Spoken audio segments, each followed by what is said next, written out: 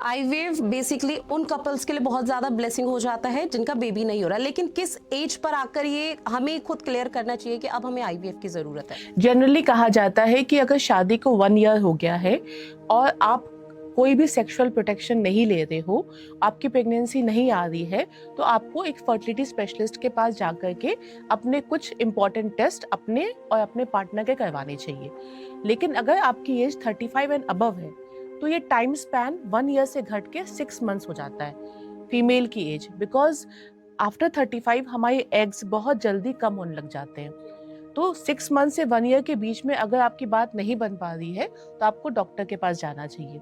इसके अलावा अगर आपके बार बार मिसकैरेज हो रहे हैं, तो भी आपको फर्टिलिटी स्पेशलिस्ट के पास जाना चाहिए।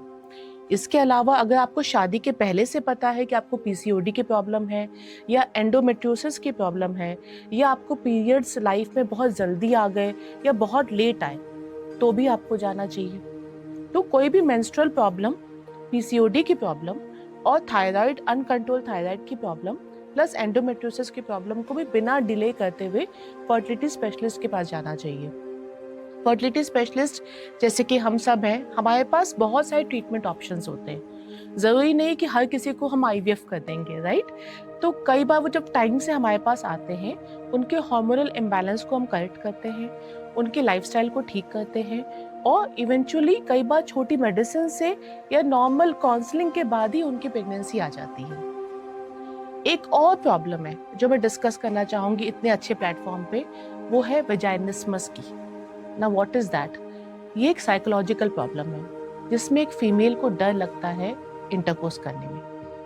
कई बार कपल कंफर्टेबली इसको ओपन ही नहीं कर पाते कि एक्चुअली उन लोग के बीच में वो इम्पोर्टेंट इंटीमेट इवेंट हो ही नहीं रहा, तो कहाँ से प्रेगनेंसी आएगी?